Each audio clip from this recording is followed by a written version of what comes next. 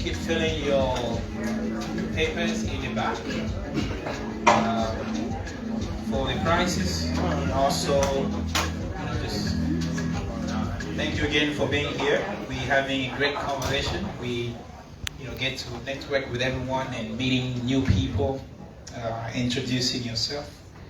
But the next speaker that we're going to introduce is Jim Embry, and I've known about him for a little bit, but then I got to know him more when he sent me 5 links for his bios and all the stuff he has done. And it's very impressive. He's done a lot of stuff in the community. He's very engaged, and it's a pleasure for us to listen to him today. Jim Embry is an activist, a scuba diver. Did you know that, guys? So he get under the water and take the pictures of everything. So that's my goal one day. But I gotta learn how to swim first. Jim has, for the past 50 years, participated in the most of the major social movements of his era. And you can tell he's a little older than all of us, so probably participated in a lot of movements, a lot of civic engagements, civil rights, students, black power, environmental, anti-war, and peace, women, diversity, interfaith, food justice, and local foods. In 1973, Jim was a founding member of Good Foods Cooperatives, and in 2018 he helped establish the Worker Cooperatives. Now serves as the director of Sustainable Community Network and Cultivate. And he cultivates collaboratives efforts at the local, national, and international level with a focus on food system. Jim has contributed articles and photographs to the Sustainable World source books. And so with his pictures, a lot that he takes diving, you can tell, I want to be, maybe you can teach me. Sure enough. Trying to finish up here, guys. In Northern Kentucky, can't pronounce that one word. Encyclopedia of Northern Kentucky. Kentucky American, African American, Encyclopedia Latino Students, Studies, Biodynamic Journal, African American Heritage Guide, and other publications. That's just few of Jim's work. But with that, I will introduce him to tell us more about himself. Welcome. Thank you. Go down, Moses, way down in Egypt land. Tell old Pharaoh to let my people go. Let me begin by inviting the ancestors of all of us. However we came here, whether we came here in chains or on airplanes,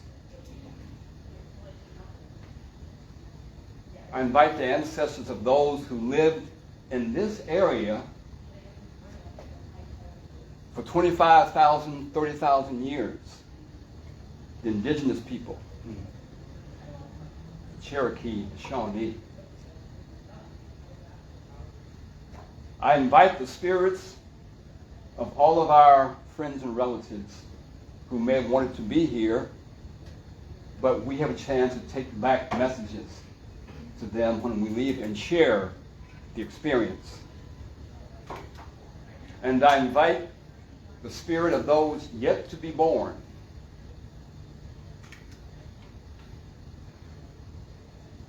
decisions we make today about our lives, where we go from here today,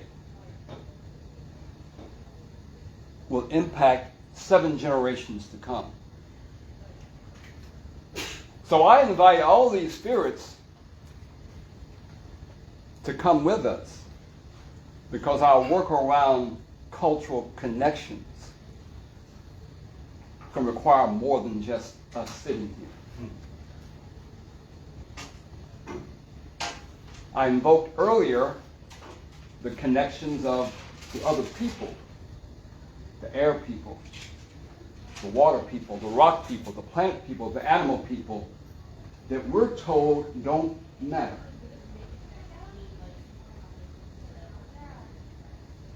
The major challenge of this century is how we as a species develop, restore, remember how sacred this planet is.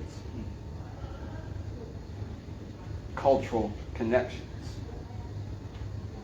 How well do we as a species honor all of these sacred connections? Quantum science, our spiritual teachings say we're all from the same source. We're all interconnected. We're all interdependent. But we're taught otherwise. So I hope today to bring that kind of sensibility to this question of cultural connections. I was 10 years old and got involved in the civil rights movement 60 plus years ago, on picket lines, wade-ins, sit-ins, being spit on, being cussed out, and been involved ever since. Some say I don't know any better. Sister Christine talked about civic engagement. I go back even further than the idea of running for office. Go back to our own Declaration of Independence, before the Constitution was even written, that talked about that we all have these inalienable rights: life, liberty, pursuit of happiness. But then it said, if our government doesn't meet those ends, but don't believe me about reading that, read it for yourself. But it said, if our government doesn't meet those ends of providing the rights of liberty and justice, it is our right to do what? To alter or abolish it. And I'm saying, however we came here, whether in chains or on an airplane, it is each of our responsibility to perfect the democracy. That's our role, like it or not, to perfect the democracy. And whatever we do, if we're dealing with finances, how do we create a financial and economic system that isn't predatory on the earth? Doesn't pollute the water, pollute the air, pollute the soil. How do we create a financial system that isn't just about the 1%, but the 99%? And how does that system ensure that your great-great-grandchildren will have an ecosystem to inhabit? Whatever you do, if you're running for office, how do we create political structures that are in alignment with how the earth operates. Yes, we need to address questions of social justice, economic justice, justice and peace, and nonviolence by women. We say we're civilized as a species. We're approaching being civilized. In my view, if any species does harm, violence, oppression of women, and we all come through women, we're not quite civilized yet. We're approaching it. Now, cultural connections. Let me give honor to my family because there's all kinds of connections that I have. I wear 15 different hats, but this board here shows my wife and kids, and our kids, we were in school at UK. We had friends who were from Ghana, from Ethiopia, from Nigeria, from Tanzania, South Africa, who were friends of ours, and they helped us name our children. As you see here, Shegun, Kamada, Ayodele. I've met folk, women and men named Ayodele. But these are my kids. And and they're all around the country now. But part of our commitment as a family and connections with the larger community was because we wanted our kids to be exposed to all people in all kinds of ways. We did all kinds of things to create those kinds of involvements. Now, also, they all played soccer. And I coached them all in soccer. I coached, I refereed, I helped start here in Lexington the youth soccer clubs here in Lexington in the mid-'70s. And it wasn't a bad player. And if any of you folks want to be on the pitch, we can go out there now. I can still do a little something, okay? Yep. Been to 2 World Cups. They're both here in the United States. Went to the men's final in '94. Brazil played Italy. Went to the women's final in '96, where the U.S. played China. And matter of fact, like I said, this dude here, hope y'all know this brother here, plays for PSG now. See, it should be like that.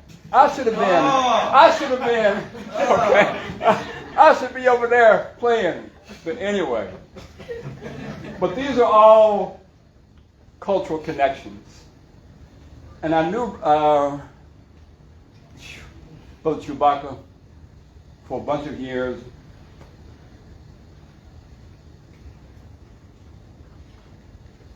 Loved him dearly, and we met on different fronts, especially around food justice and so forth.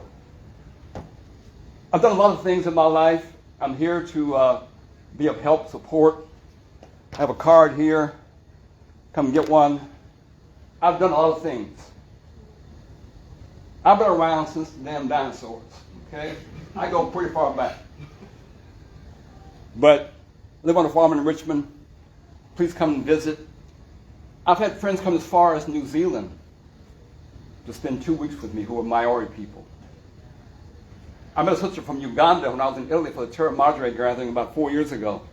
She came over here for a Uganda Artists Conference in Miami. Came up for several days. I've had friends come in from China.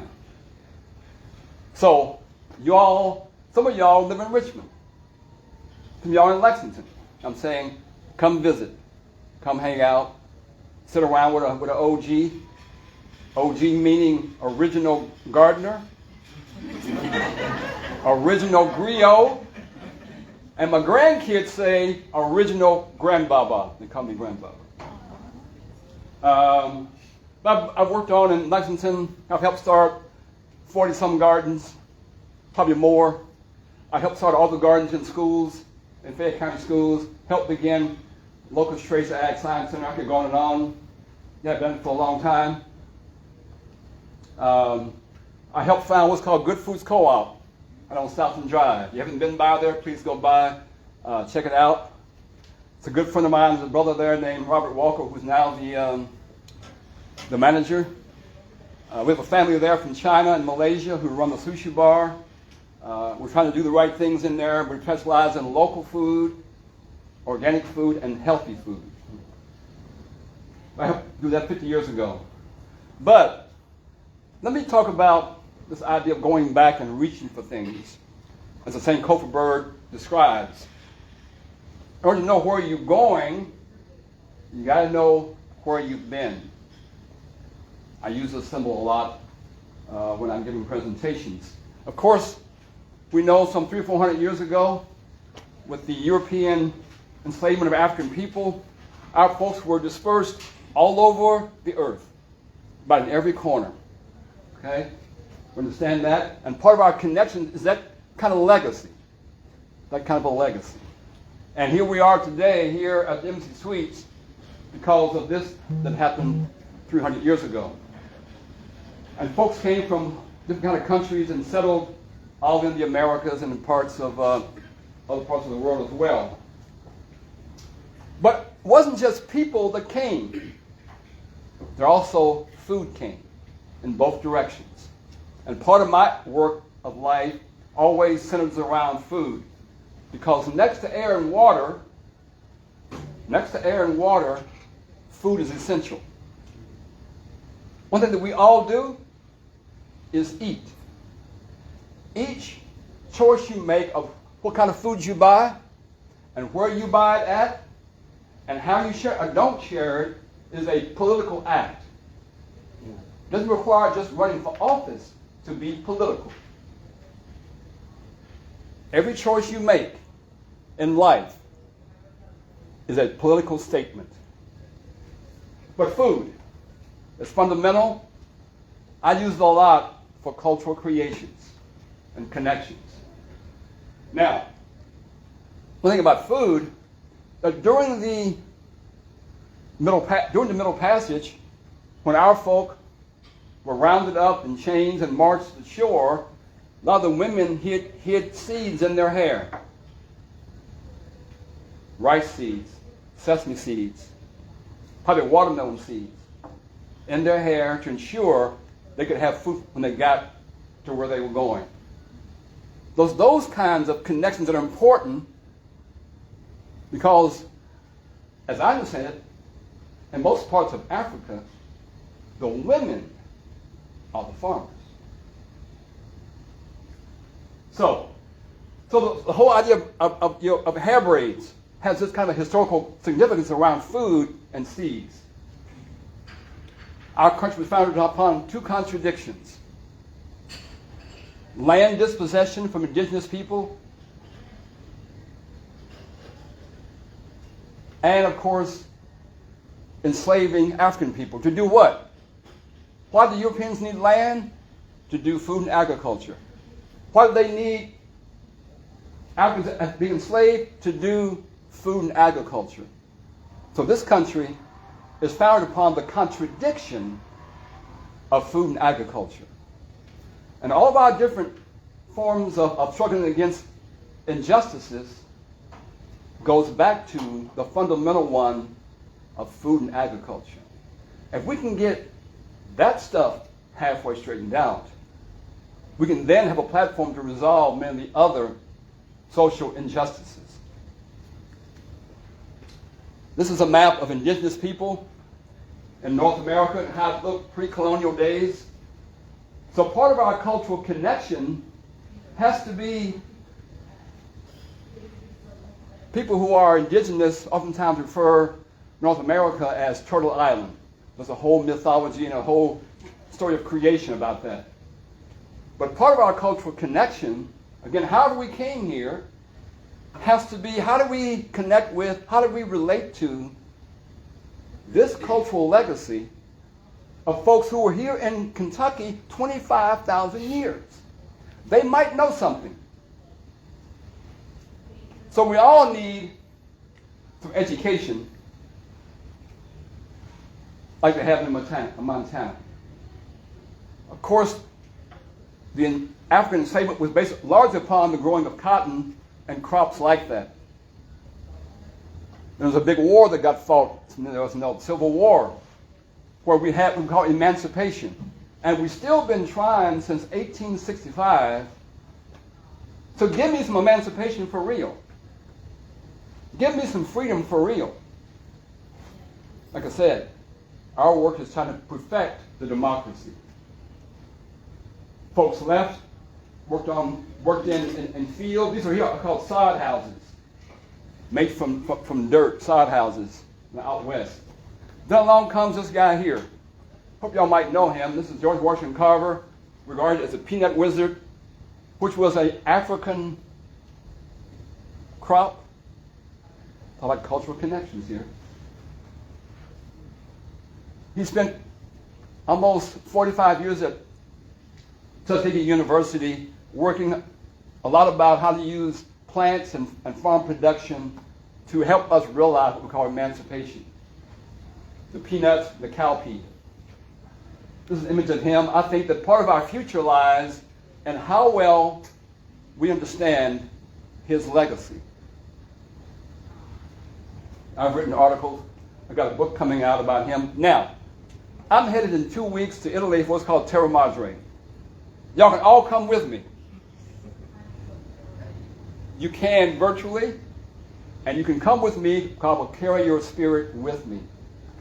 And when I get back, I'm doing about 5 presentations at conferences.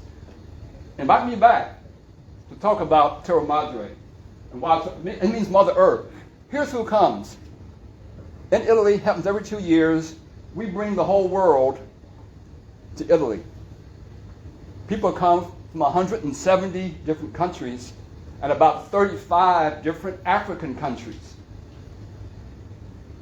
We have all kinds of things that we do within Slow Food Network. We do Terra Madre, the Ark of Taste, 10,000 gardens in Africa, Slow Fish, Earth Markets, Slow Europe, and so forth.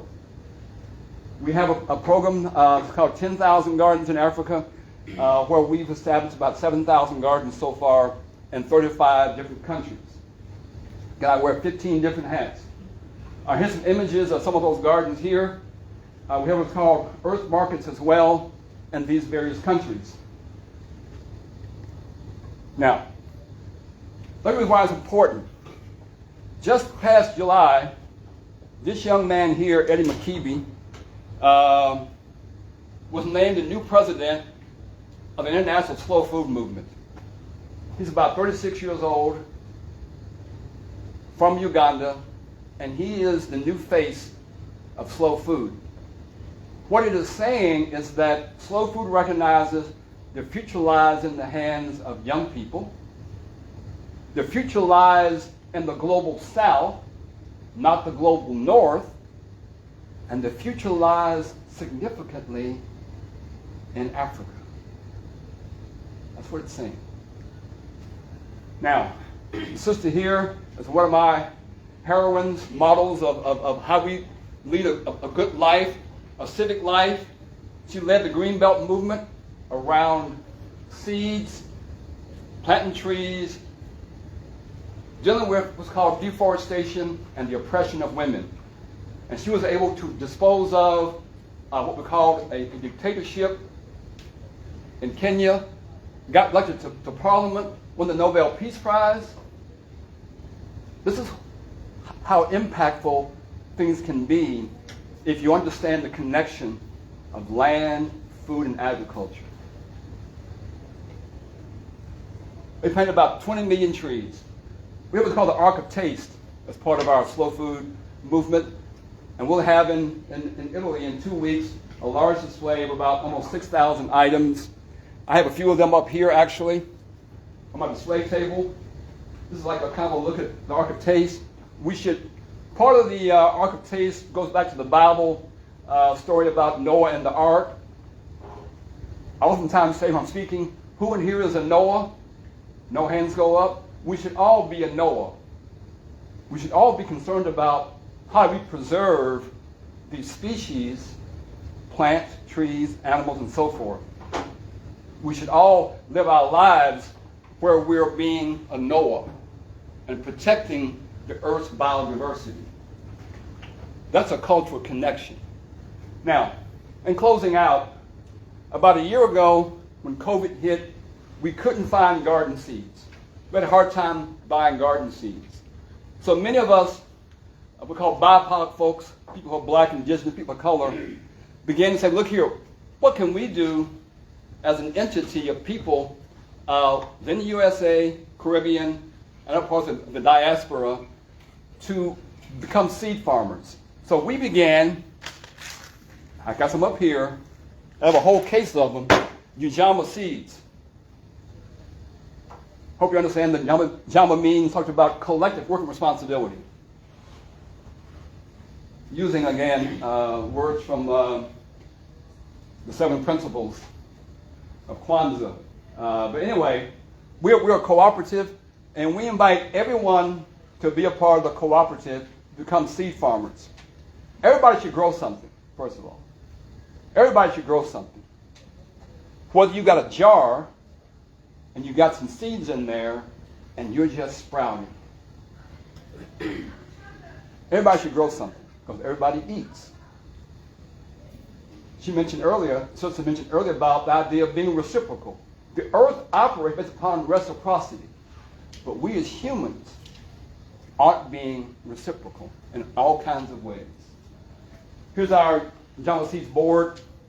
Got folks, who are working every day. We have an African Caribbean group. We do Zoom calls about every 2 weeks. We've got folks who we're working with in Botswana and 15 different African countries, the Caribbean, in Haiti, Jamaica, and all around the USA. We package up seeds, and then these are seeds from this year. They're free. Now, I want to bring up 1 minute before we close out. How much time I got? 1 minute. 1 minute. Okay, real quickly.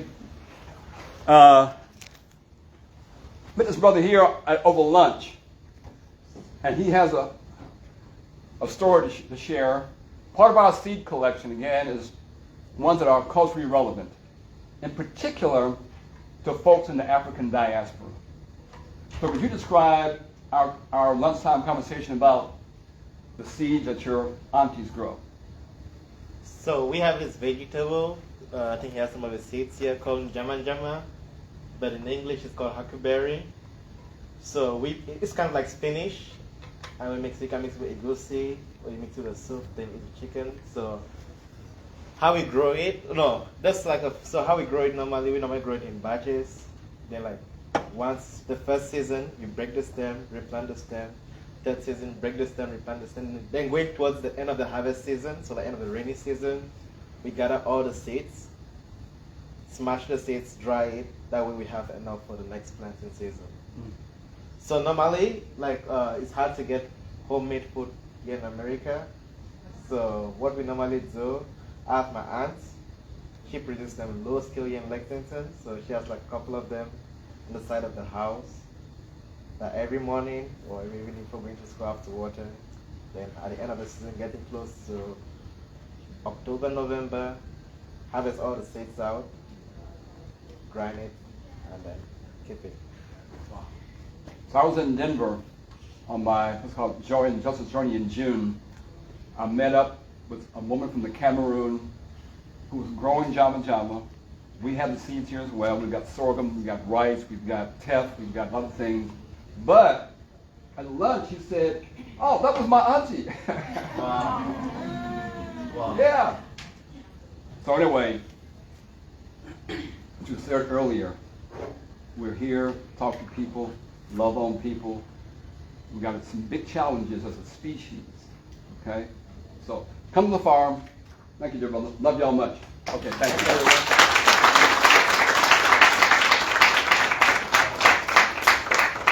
Thank you so much, Jim Embry. He took us back to the connection of the land. I think as a community, he emphasized about the importance of the land. And Ujamaa, that's a Swahili word, which means Ujamaa, family, community. So it's very important to recognize those phrases that are in your culture or in your language, but also he brought us the perspective of, culture connection. We have to be connected to the land and a lot of stuff. So we will move to our next topic and the last one, and then we'll have